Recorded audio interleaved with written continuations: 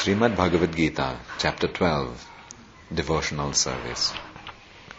Arjuna inquired, which are considered to be more perfect, those who are always properly engaged in your devotional service, or those who worship the impersonal Brahman, the unmanifested?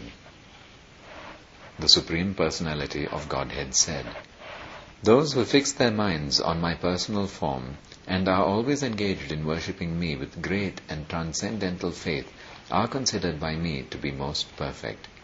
But those who fully worship the unmanifested, that which lies beyond the perception of the senses, the all-pervading, inconceivable, unchanging, fixed and immovable, the impersonal conception of the Absolute Truth, by controlling the various senses and being equally disposed to everyone, such persons, engaged in the welfare of all, at last achieve me.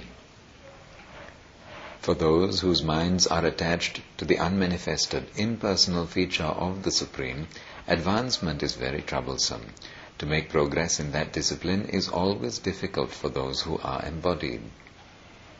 But those who worship me, giving up all their activities unto me, and being devoted to me without deviation, engaged in devotional service, and always meditating upon me, having fixed their minds upon me, O son of Pritha, for them I am the swift deliverer from the ocean of birth and death.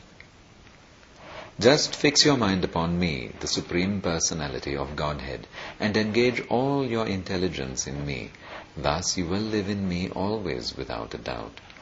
My dear Arjuna, O winner of wealth, if you cannot fix your mind upon me without deviation, then follow the regulative principles of Bhakti Yoga. In this way, develop a desire to attain me. If you cannot practice the regulations of Bhakti Yoga, then just try to work for me, because by working for me, you will come to the perfect stage.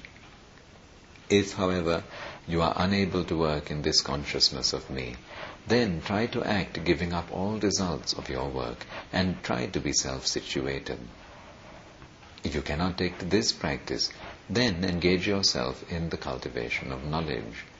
Better than knowledge, however, is meditation, and better than meditation is renunciation of the fruits of action, for by such renunciation one can attain peace of mind.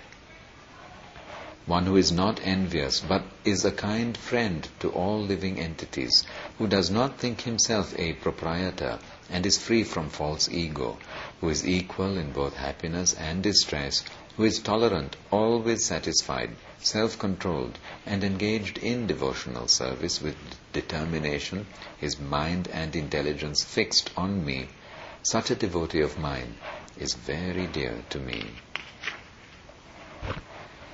He for whom no one is put into difficulty and who is not disturbed by anyone, who is equipoised in happiness and distress, fear and anxiety, is very dear to me.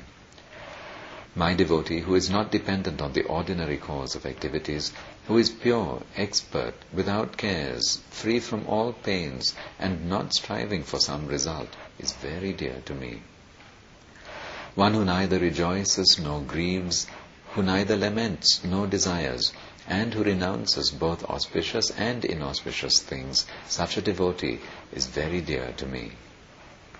One who is equal to friends and enemies, who is equipoised in honour and dishonour, heat and cold, happiness and distress, fame and infamy, who is always free from contaminating association, always silent and satisfied with anything, who doesn't care for any residence, who is fixed in knowledge, and who is engaged in devotional service.